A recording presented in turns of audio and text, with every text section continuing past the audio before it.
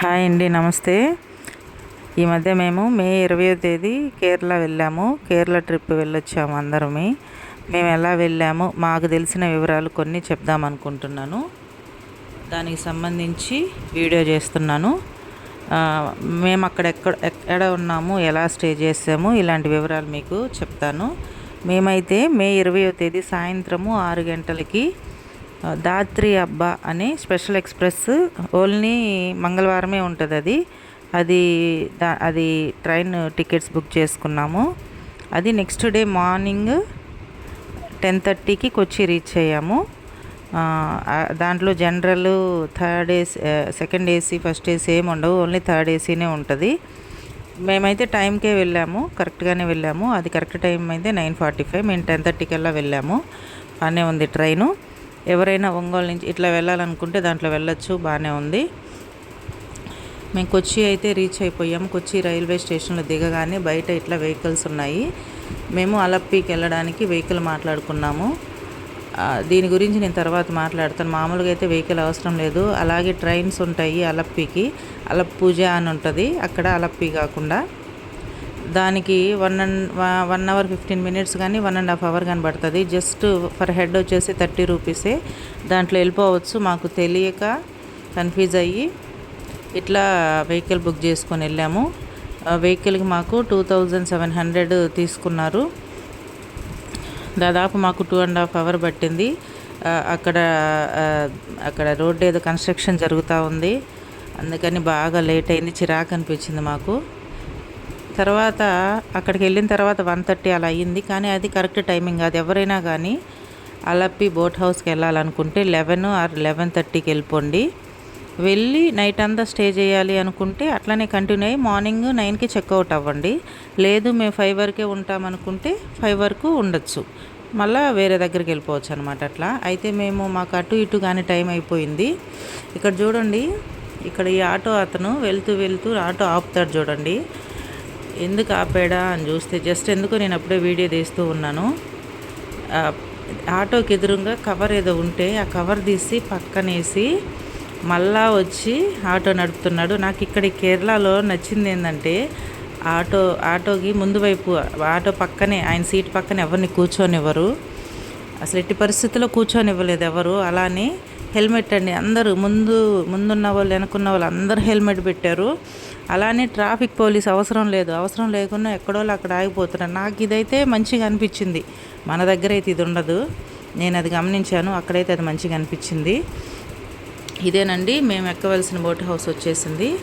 అయితే ఇక్కడ మేము ప్యాకేజ్ మాట్లాడుకున్నాము. ఏంటంటే అది మేము 1:30 అట్లా దిగాము కదా, అప్పుడైతే బోట్లన్నీ వెళ్ళిపోయాయంట. మళ్ళీ ఈవినింగ్ 5కి వస్తాయంట. సో మాకు ఎటుగా టైం అయిపోయింది. అయితే ఇక్కడ మేము వాళ్ళతో ప్యాకేజ్ మాట్లాడుకున్నాము. ఎలా అంటే 1:30కి మేము హోటల్కి వెళ్ళిపోయాము. వాళ్ళు 2 bedrooms ఇచ్చారు 2 ఫ్యామిలీలకి. మేము దాదాపు 5:30 వరకు అక్కడే ఉన్నాము. 5:15, 5 వరకు ఉన్నాంలే. వెళ్ళేసి ఫ్రెష్ అయ్యి స్నానాలు చేసి కొంచెం లంచ్ చేసుకొని రిలాక్స్ అయ్యాము. తర్వాత 5:15కి అట్లా వాళ్ళు ఆటో పంపించారు. ఆ ఆటోలో బోట్ హౌస్కి వచ్చేసాము. ఈ బోట్ హౌస్ వచ్చేసి ఏసీ అండి, 3 bedrooms. ఇప్పుడు 5:15కి ఎక్కామంటే నెక్స్ట్ డే మార్నింగ్ 9కి చెక్అవుట్ అవుతాము. సో ఈ ప్యాకేజ్ మొత్తం, ఈ హోటలు ఇదంతా కలిపి మేము 17,000కి మాట్లాడుకున్నాము. దీంట్లోనే వెల్కమ్ డ్రింక్, స్నాక్స్, మళ్ళీ డిన్నరు, మార్నింగ్ టిఫిన్ ఇవన్నీ ఉంటాయి. మాకైతే ఓకే అనిపించింది, పర్లేదు అనిపించింది. మామూలుగా అయితే 2 bedroomsలే 16,000కి మాట్లాడుకున్నాం మేము. కానీ ఇంకో బెడ్రూమ్ ఉంటే వాళ్ళు 1,000కి సెట్ చేసుకొని ఉన్నాం కదా, ఫ్యామిలీ ఎక్కువ మంది ఉన్నాం కదా, అందుకని 3 rooms కలిపి 17,000కి. ఆ హోటల్ 2-3 hours అక్కడ ఉన్న దానికి మొత్తం కలిపి మా బోట్ హౌస్ అయితే 17,000కి మేము బుక్ చేసుకున్నాము. సో ఇదండి మా బోట్ హౌస్. బాగుంది, నాకైతే ఓకే అనిపించింది. మరీ లగ్జరీకి పోకుండా సింపుల్గా ఒకరోజు స్టే చేయడానికి నాకైతే ఓకే అనిపించింది. రూమ్స్ కానీ, చుట్టూ ఉన్న అట్మాస్ఫియర్ కానీ అంతా నాకు మంచిగానే అనిపించింది. అలాగే వాళ్ళ రిసీవింగ్ కూడా చాలా బాగుందండి. వెళ్ళగానే అరటి పండులతోటి ఏదో స్నాక్స్ ఏదో పెట్టారు. అది కొంచెం స్వీట్ హాట్ అనిపించింది. ఎవరు పెద్దగా తినలేదు. నాకైతే ఓకే అనిపించింది. నేను ఎట్లా ఉన్నా ఫుడ్ తినేస్తాను. ఇవండి రూమ్స్, బాగానే ఉన్నాయి, అన్నీ నీట్గానే అనిపించింది. అయితే కొచ్చిలో దిగిన తర్వాత ఎవరైనా కానీ నేను మెయిన్ చెప్పాల్సింది ఏంటంటే, దిగిన తర్వాత అలప్పి అని అంటారు కదా, అలప్పిని అలప్పూజ అని కూడా అంటారు. గుర్తుపెట్టుకోండి, అలప్పూజ అని కూడా అంటారు. దిగిన తర్వాత మనకి 11కో ఏమో ట్రైన్ ఉంది, అలప్పూజ, డైరెక్ట్ అలప్పిలో దిగిపోతాము. దగ్గరే, అక్కడి నుంచి బోట్ హౌస్కి అది ఒక 4-5 కిలోమీటర్స్ ఉంటుంది అంతే, చాలా దగ్గర.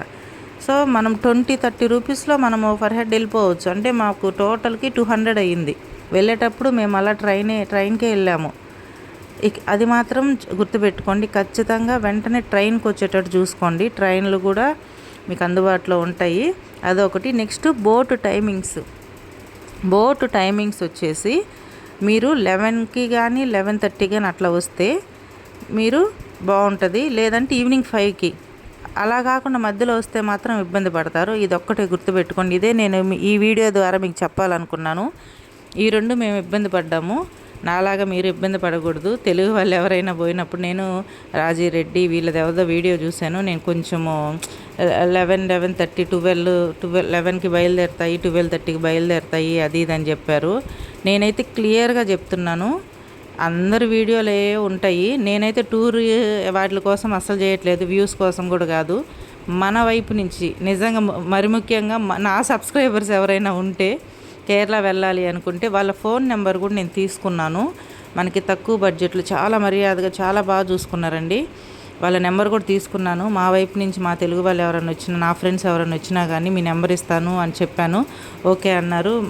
ఖచ్చితంగా వాళ్ళకి డిస్కౌంట్ కూడా ఇస్తామన్నారు. మా వాళ్ళు కూడా చాలామంది ఫ్రెండ్స్ వెళ్ళాలనుకుంటున్నారు. ఇక్కడ చూడండి, ఇది బనానా స్నాక్, ఏదో బాగానే ఉంది, తీయగా ఉంది కొంచెం. కానీ నేనైతే ఫుడ్ విషయంలో ఏదైనా తింటానండి. ఇది వద్దు అన్నది అస్సలు ఉండదు. కొత్త ప్లేస్కి వెళ్ళానంటే మరీ ఇదిగా ఉంటే తప్ప మామూలుగా నేను తినేస్తాను ఎట్లా ఉన్నా కానీ. సో మా బోట్ అయితే స్టార్ట్ అయింది. బోటు స్టార్ట్ అయిన తర్వాత 1 అవర్ 1.5 అవర్ మేము అట్లా కొంచెం ముందుకు తీసుకెళ్లారు. తర్వాత మధ్యలో కొంచెం దూరం వెళ్ళిన తర్వాత స్పీడ్ బోట్ ఏదో వస్తాయి. దాంట్లో కొంతమంది, అంటే ఎవరు అవసరమైన వాళ్ళు స్పీడ్ బోట్లో వెళ్తారు. దానికి వచ్చేసి పర్ హెడ్ 300 ఛార్జ్ చేశారు. మా సార్ వాళ్ళు కూడా ఎక్కారు, పిల్లలు సార్ వాళ్ళు కూడా ఎక్కారు. బోట్ ఎక్కగానే అందరూ చాలా హ్యాపీగా ఫీల్ అయ్యారు. ఎప్పటి నుంచో ప్లాన్ చేసుకుంటున్నాము, మొత్తానికి బోట్ ఎక్కేసాము. ఇదండి, ఇక్కడ 2 విషయాలు గుర్తుపెట్టుకోండి. మీరు కొచ్చిలో దిగంగానే ఖచ్చితంగా ట్రైన్కే రండి, వెహికల్ వద్దు. అంటే బడ్జెట్లో ప్లాన్ చేసుకోవాలి అనుకున్న వాళ్ళు, మేమైతే చాలా రిస్క్ అయింది దానికి. టైమింగ్స్ ఒకసారి చూసుకోండి, 11కా లేదా 5కా, రెండిట్లో. 11కి వచ్చినా పర్లేదు, 11కి వచ్చి మొత్తము ఫుల్ డే కంటిన్యూ అవ్వచ్చు. 11 to మార్నింగ్ 9 వరకు అదొక ప్యాకేజ్ అనమాట. అలా కాకుండా 11 to 5 ఒక ప్యాకేజ్, లేదంటే కంటిన్యూ అవ్వచ్చు, లేదంటే 5 to మార్నింగ్ ఒక ప్యాకేజ్ అనమాట. సో ఎవరైనా కానీ సింపుల్గా కేరళ రావాలి అనుకునే వాళ్ళు మాత్రం ఈ అలప్పి బోట్ హౌస్ని మాత్రం ఖచ్చితంగా ఒక్కసారి ఎక్స్పీరియన్స్ చేయండి, బాగుంటుంది. మేమైతే ఈ టోటల్ ఒక 17,000లో 2 ఫ్యామిలీస్ హ్యాపీగా అయిపోగొట్టేసాము. తర్వాత నెక్స్ట్ డే ట్రైన్కి వెళ్ళిపోయాము. సో ఇక్కడ చూడండి, స్పీడ్ బోట్లో మా సార్ వాళ్ళు బయలుదేరుతున్నారు. అక్కడైతే పక్కనున్న వాళ్ళందరూ ఎట్లా పడితే అట్లా ముందుకి వెనక్కి స్పీడ్గా, ఎంత స్పీడ్గా వెళ్తున్నారు. మా సార్ మాత్రం అలా ఏమొద్దు, జస్ట్ కొంచెం దూరం తీసుకెళ్ళి జాగ్రత్తగా తీసుకోరండి అని చెప్పారు. వాళ్ళు జాగ్రత్తగానే తీసుకొచ్చేసారు. అదండి, వీళ్ళు అయిపోయిన తర్వాత సాయంత్రం నైట్కి 8 o'clockకి డిన్నర్ పెట్టారు. డిన్నర్లో వచ్చేసి chapati, rice, chicken curry, sambar, బెండకాయ ఫ్రై, అలానే పప్పు. ఓకే, పర్లేదు. సాంబార్ కొంచెం మంచిగా అనిపించలేదు, చికెన్ కర్రీ ఇవన్నీ బాగానే ఉన్నాయి, మంచిగానే తిన్నాము. ఓకే, అదండి మా అలప్పి జర్నీ. సో తర్వాత మేము ఫొటోస్ తీసుకోవటము, హ్యాపీగా ప్రశాంతంగా కాసేపు అట్లా కూర్చొని రిలాక్స్ అయ్యాము. ఇంకో విషయం ఏంటంటే, మేము అడుగుతుంటారు, ఈ సంవత్సరం ఎక్కడికి వెళ్ళలేదా, టూర్ ప్లాన్ చేయలేదా అని. చిన్నదైనా కానీ ఏదో ఒక టూర్ ప్లాన్ చేసుకుంటాను నేను. నాకు ఇష్టము, మా సార్కి అసలు ఇష్టం ఉండదు. మా సార్ని ఒప్పించుకొని సంవత్సరానికి చిన్నది, ఎందుకంటే సంవత్సరం మొత్తం కష్టపడి ఉంటాము. పిల్లలు చదువు విషయంలో మనం వర్క్ టెన్షన్లో ఉంటాము. జస్ట్ మన బడ్జెట్కి తగ్గట్టు ఎక్కువ ఏం ఆశపడద్దు. మనకు ఎంత వస్తుంది, మన అమౌంట్లో ఎంతవరకు మనం బేర్ చేయగలుగుతామో అన్నీ చూసుకొని చిన్నది ఏదైనా ఒక్కరోజా, లేదంటే పొద్దున పోయి సాయంత్రం వచ్చేదా, లేదంటే 2 డేసా 3 డేసా, మన బడ్జెట్ తగ్గట్టు మన దగ్గర అమౌంట్ని బట్టి మనము ఎక్కడికి పోయిన తర్వాత ఏ హోటల్ తీసుకోవాలి, ఎంత ఫుడ్ మన బడ్జెట్లో మనం ప్లాన్ చేసుకోవాలి.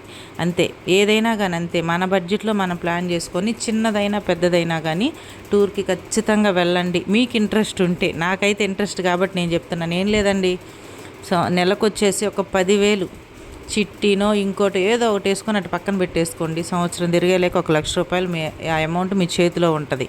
హ్యాపీగా 1,00,000 చేతి పట్టుకున్నారంటే హ్యాపీగా మీ ఫ్యామిలీ ఫుల్ లగ్జరీగా వెళ్ళి రావచ్చు. లేదు 5,000 వేసుకోండి, 50,000 తగ్గట్టు ఒక మంచి టూర్ ప్లాన్ చేసుకోండి.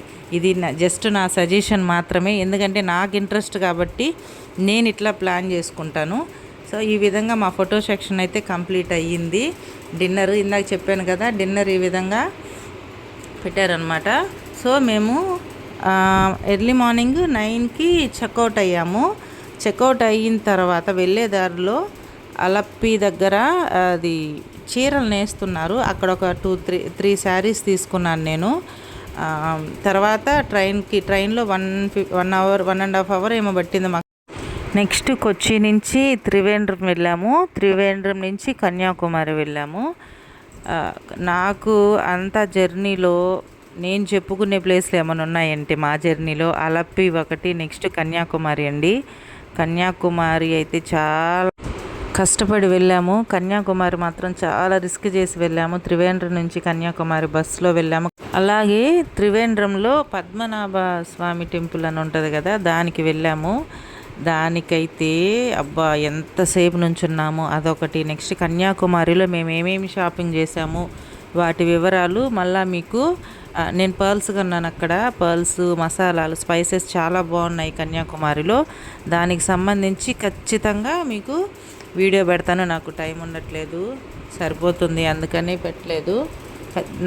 నాకు అవసరం కదా, ఎవరైనా అడిగినప్పుడు మళ్ళీ చెప్పాలన్నా నేను ఈ వీడియో ఇట్లా పోస్ట్ చేసేసాను అనుకో, చూసుకోవటానికైనా అన్నిటికీ బాగుంటుంది. అందుకని ఖచ్చితంగా ఆ వీడియో కూడా మీకు పెడతాను. సో ఇదిగో డిన్నర్ చేసేస్తున్నాము. బాగానే ఉన్నాయి, ఒక్క సాంబార్ తప్ప మిగతావన్నీ పర్లేదు. ఇవేనండి మా కేరళ అంటే అలప్పి విశేషాలు. దీంట్లో ఏమన్నా తప్పులు ఉంటే క్షమించండి. నేనేం పెద్ద టూరిస్ట్ గైడ్ని కాదు కదా అన్నీ కరెక్ట్గా చెప్పడానికి. ఇంకోటండి, టూర్కి వెళ్ళినప్పుడు మనం చూడాలా లేకపోతే వీడియోలు తీసుకుంటూ ఉండాలా? వీడియోలోనే చూడాల్సి వస్తుంది కొన్నిసార్లు తెలుసా. అందుకని అంత అవసరమా అనిపించింది.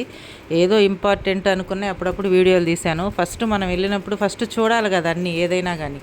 ఇంత ఖర్చు పెట్టుకొని ఇంత ప్లాన్ చేసుకొని చిన్నపిల్లల్ని తీసుకొని ఫ్యామిలీ ప్లాన్ చేసుకుంటున్నామంటే ముందు పోయి కల్లారా చూడాలి, ఎంజాయ్ చేయాలి, తర్వాతనే ఏదైనా కానీ. ఇదిగోండి మార్నింగ్ 9కి మళ్ళా బోట్ బయలుదేరింది. మేము వచ్చేటప్పుడు వీళ్ళకి టిప్ కూడా ఇచ్చేసాము. ఒక 500 ఏమో ఇచ్చారు మా సారు. మంచిగా అనిపించింది. వీళ్ళు ఏదేమైనా ఒక మాట చెప్పిన, కేరళ వాళ్ళు మంచోళ్ళండి. అసలు మాకు కొచ్చిలో త్రివేంద్రంకి వెళ్ళడానికి ట్రైన్ ఒకటి మిస్ అయ్యేది. జస్ట్ టౌను జంక్షను మేము కొంచెం కన్ఫ్యూజ్ అయ్యాము. వాళ్ళు ఆటో పిలిపించి అస్సలు 10-15 నిమిషాల్లో ఆటో అరేంజ్ చేసి ఎంత హెల్ప్ చేశారో. నిజంగా అప్పుడే నేను డిసైడ్ అయిపోయాను చాలా మంచి వాళ్ళని. సో ఇవన్నీ మా కేరళ విశేషాలు. నెక్స్ట్ వీడియో కూడా పోస్ట్ చేస్తాను, అయితే కొంచెం టైం పడుతుంది. ఓకేనా? Thank you, bye.